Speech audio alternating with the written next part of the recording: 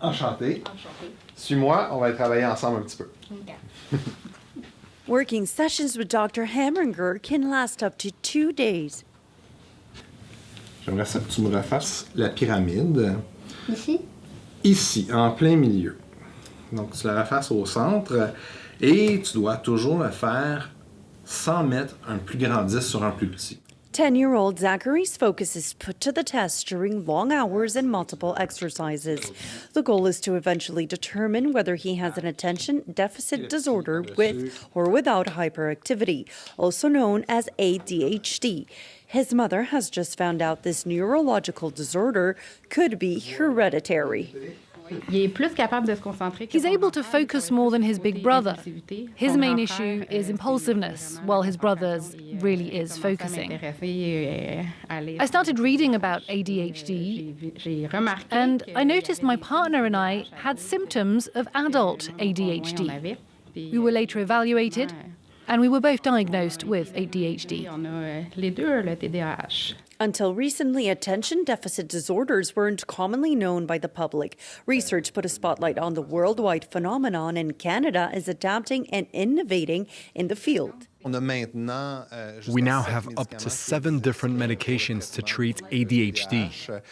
We also have all sorts of accommodations that can be implemented in schools. While this is not a treatment, it does allow young people to function with ADHD with minimal functional impact. Many serious studies have highlighted the fact that in all countries worldwide, 5 to 7% of youth could be affected by attention deficit disorders. Turning to medication is a common reflex in North America. However, the World Health Organization recommends parents to prioritize their relationship with their children over drugs. Pediatricians also caution against excessive amounts of screen time for young people. Some schools are banning smartphones and tablets in Canada. 19-year-old NICOLAS turns to sports to improve his focus. He trains alone 6 days a week, year-round. It's a demanding regime, but he says it's necessary if he wants to have a normal day in school. That's why I always work out in the mornings.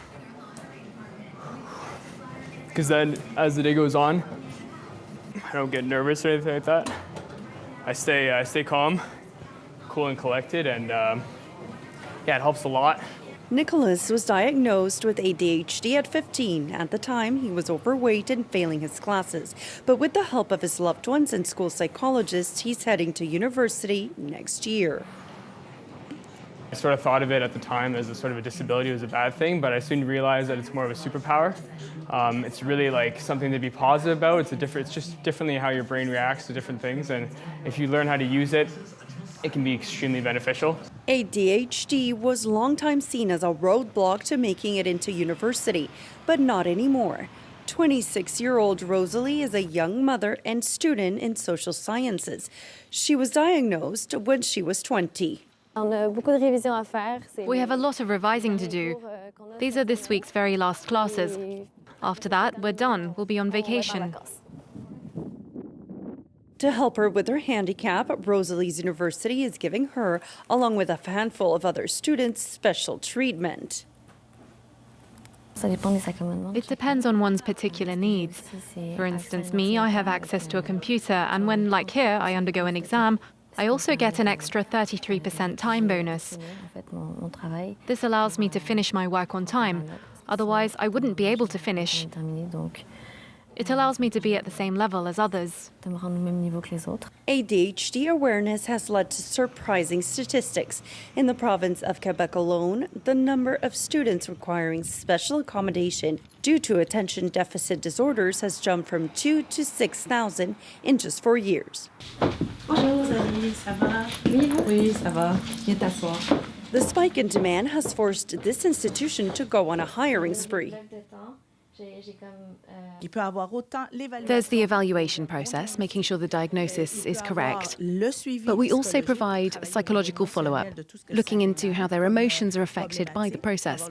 Other options are remedial education, medical follow-up if medication is required. And finally, we can get them individual solutions that let them pursue their studies. The next step for Canadian universities is to reduce the costs associated to supporting students affected by ADHD. They They say they plan to do that by improving teaching methods, one more step towards leveling the playing field in schools.